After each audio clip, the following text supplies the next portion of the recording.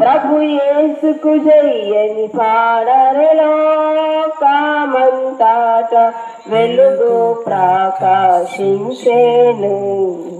యేసు జన్మించినప్పుడు లోకమంతట వెలుగు ప్రకాశించెను.